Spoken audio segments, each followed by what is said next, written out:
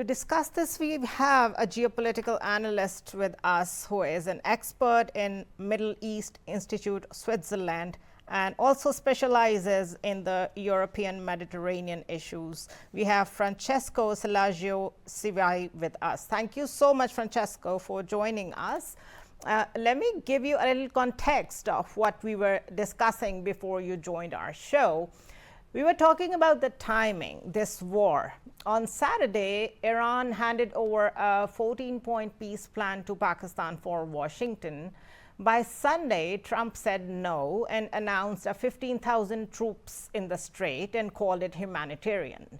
By Monday morning, Iranian drones and missiles were already in air over the UAE. What is your reading? What we are seeing, is this the Iranian answer to Project Freedom? Is this just posturing? Or is this the real escalation that is happening? So far what we are seeing is mostly signals of what could be. I would say in this moment there is fire which is not fully collapsing yet, but it's entering a very dangerous phase of progressive erosion, I think. So what we are witnessing is a transition from large-scale open warfare to a much more, let's say, ambiguous and unstable gray zone confrontation. So in practice, both sides are testing the limits of the truce while trying to avoid being blamed for formally breaking it. As mentioned, the United States has launched Project Freedom to demonstrate that it can restore freedom of navigation in the Strait of Hormuz, while Iran, meanwhile, is trying to show that no real normalization can happen without Iranian consent. So this is why we are seeing attacks against commercial shippings, warning shots, drone operations, missiles interceptions, and pressure on Gulf infrastructures. So, in my opinion, what makes this particularly dangerous is that the Hormuz is not just a regional issue, but is we know that roughly 1/5 of the global oil flows normally pass through that corridor. And there are elements that are still dangerous and has to be monitored. For example, the strike near Fujairah is especially significant because it targets one of the EU's most strategic energy hubs. Absolutely. But for the time being, I think, the situation is really, really volatile, and I think that both sides are still testing each other's limits in order to see how much room of maneuver they will have, both politically, diplomatically, and militarily.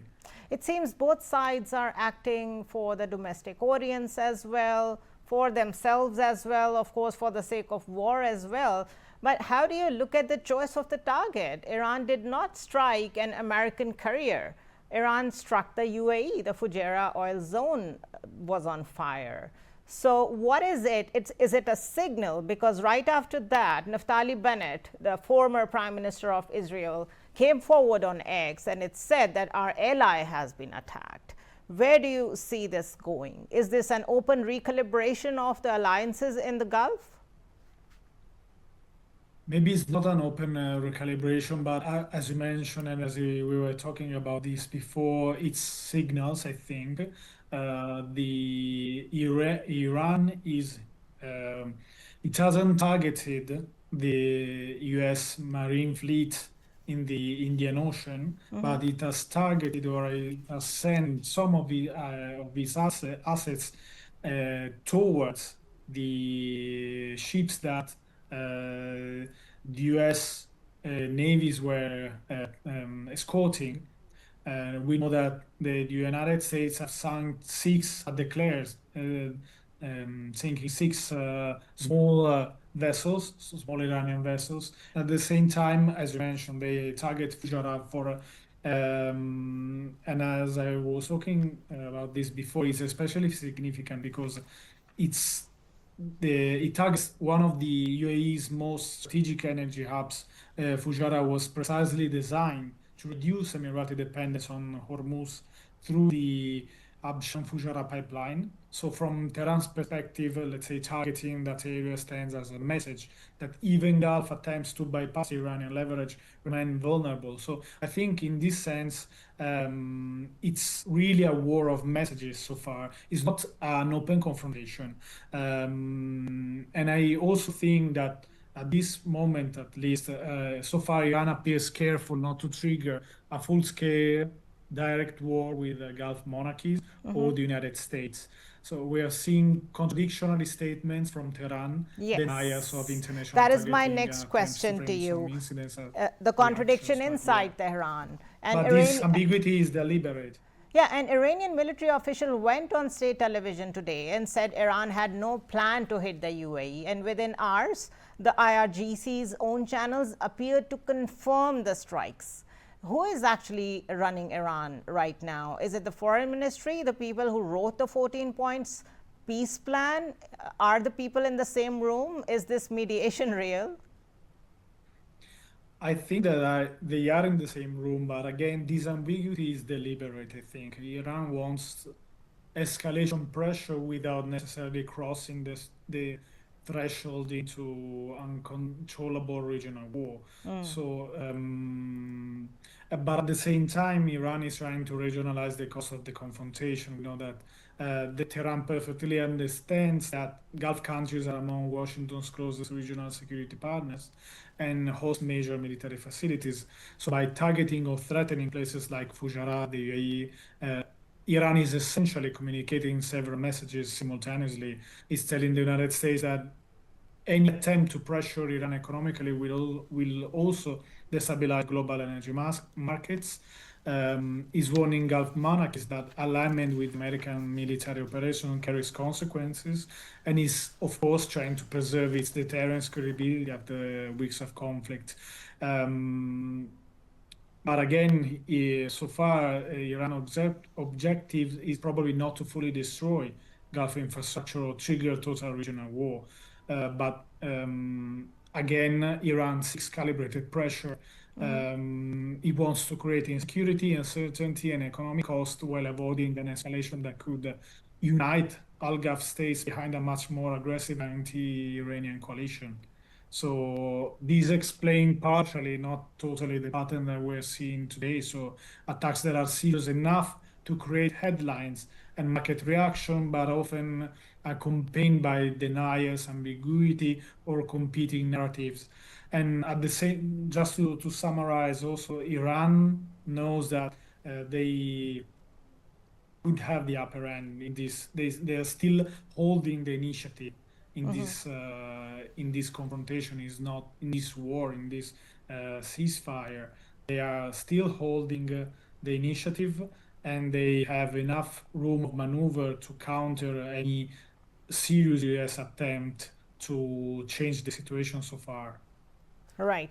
From the European perspective, since the German foreign minister got in touch with Tehran, and a lot of other countries are also now directly talking to Tehran, which was unspeakable of because the US and the Western allies are always on one page when it comes to Iran. With this war and this weaponization of Strait of Hormuz, or however you want to put it, do you think Iran has shown that it is indispensable when it comes to the world's shipping cargoes and the waterways and the choke points and all that? Because the asymmetry goes till Bab el Mandab. The Houthis are sitting there. Do you think Iran has actually shown the world that you can't be without me? Probably yes, in the sense that it holds a very strong card in his hands.